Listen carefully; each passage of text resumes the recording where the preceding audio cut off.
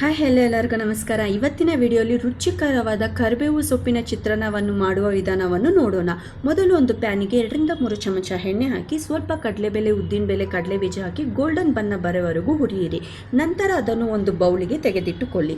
ಈಗ ಮಿಕ್ಸಿ ಜಾರಿಗೆ ಒಂದು ಪೂರ್ಣ ಬೆಳ್ಳುಳ್ಳಿ, 8-9 ಸಣ್ಣ ಹಸಿ ಮೆಣಸಿನಕಾಯಿ, ಸ್ವಲ್ಪ ಶುಂಠಿ, ಒಂದು ಹಿಡಿ ಕರಿಬೇವು ಸೊಪ್ಪು, ಸ್ವಲ್ಪ ವಾಟರ್ ಹಾಕಿ ಚೆನ್ನಾಗಿ ನುಣ್ಣಗೆ ರುಬ್ಬಿಕೊಳ್ಳಿ.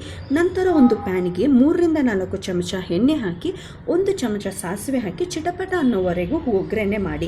ಆಮೇಲೆ ಕರಿಬೇವು ಸೊಪ್ಪು, 4-5 ಒಣಮೆಣಸಿನಕಾಯಿ ಹಾಗೂ ಸಣ್ಣದಾಗಿ ಕತ್ತರಿಸಿದ 2 ಈರುಳ್ಳಿಯನ್ನು ಹಾಕಿ 5 ನಿಮಿಷಗಳಷ್ಟು ಹುರಿಯಿರಿ.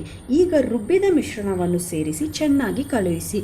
5 ನಿಮಿಷಗಳ ನಂತರ 1/4 ಚಮಚ ಅರಿಶಿಣ ಪುಡಿ, ರುಚಿಗೆ ತಕ್ಕಷ್ಟು 1-2 ಚಮಚ ಉಪ್ಪು ಹಾಕಿ ಅರ್ಧ ನಿಂಬೆ ರಸವನ್ನು ಹಿಂಡಿ ಮತ್ತು 2 ಚಮಚ ತುಪ್ಪ ಸೇರಿಸಿ ಚೆನ್ನಾಗಿ ಮಿಶ್ರಣ ಮಾಡಿದರೆ ಕೊನೆಯಲ್ಲಿ ಬಿಸಿಯಾದ ಅನ್ನಕ್ಕೆ ಈ ಮಿಶ್ರಣವನ್ನು ಸೇರಿಸಿ ಚೆನ್ನಾಗಿ ಕಲಿಸಿದರೆ ರುಚಿಕರವಾದ ಕರಿಬೇವು ಸೊಪ್ಪಿನ ಚಿತ್ರಾನ್ನವನ್ನು ಸವಿಯಲು ಸಿದ್ಧ. ಇದೇ ಥರ ಮೋರ್ ವಿಡಿಯೋಸ್ಗಾಗಿ ನಮ್ಮ ಪೇಜ್ನ ಫಾಲೋ